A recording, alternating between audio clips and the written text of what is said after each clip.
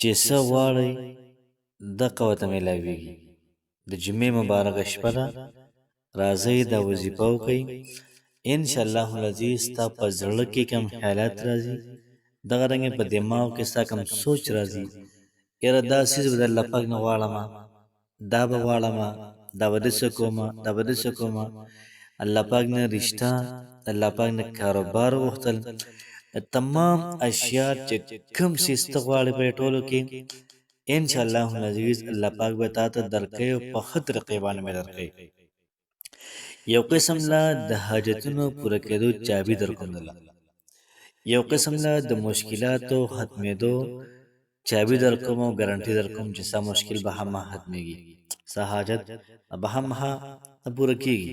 که ستا حاجت د رزق وي، د مال او دولت وي، د رشتې وي، دغه رنګې د پرسکونه زندګۍ وي، که مشکل ستا د پیسو وي، دغه رنګې ټینشن وي، بې سکوني وي، دغه رنګې پریشاني وي، چې څه قسم مسله وي، بیماري، ویزه نه لګي، نوکري نه میلاویږي، چې کوم څیز نه میلاویږي انشاءالله العزیز میلاویږي به.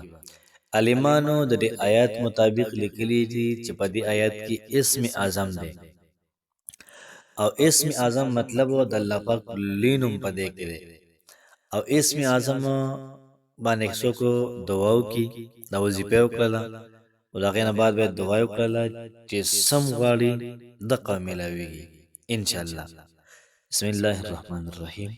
شروع کوم د ډیر زیات بخښونکي او د ډیر زیات مهربان رب په نوم باندې.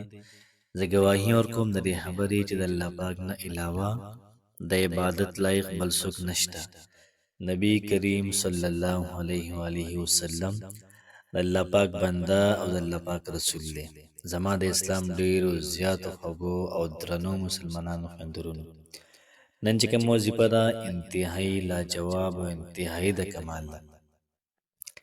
تاسو کوشش وکئ دا وظیفه وکئ، انشاءالله ستاسو ژوند، ستاسو تقدیر دا بدلیږي. نن شپه محترمو د جمعې ده او ډیره زیاته مبارک او ډیره زیاته عظیم شانه شپه ده.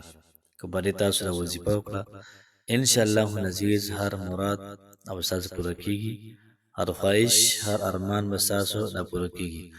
څومره چې مشکلات دي الله پاک ستاسو هر مسله دا به حل کوي. بس صرف تاسو د جمعې په شپه باندې دا وظیفې وکړئ. د وظیفې ترتیب او طریقه کار به داسې شي چې تاسو به چارندام وکئ. هر ټایم تاسو را وظیفه کولی شئ، خو چارندام به وکئ. چارندام نه وکړو بیا به د هغې نه به تاسو 2 رکعته نفل صلات حاجت دا به وکئ. 2 رکعته نفل وکړل صلات حاجت، بیا به د هغې نه بعد 1 شپېرې درود شریف ووایئ.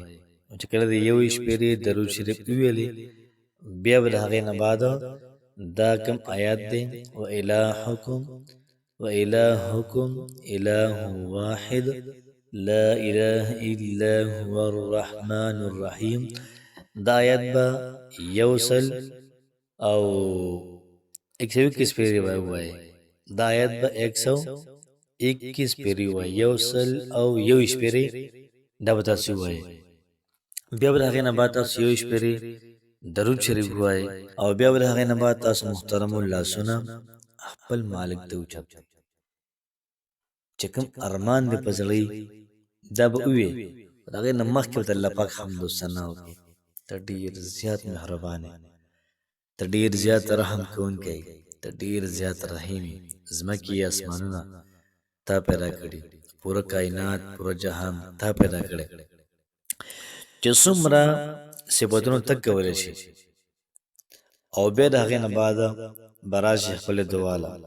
خپله دعا چې کله کې انتهایی په عجزۍ باندې، انتهایی په خاکسارۍ باندې دعا دې وکړله، لاس به راکاږې مخ باندې، او د هغې نه بعد به مکمل پر امید وي چې انشاءالله الله پاک به زما مسله دا حل کوي.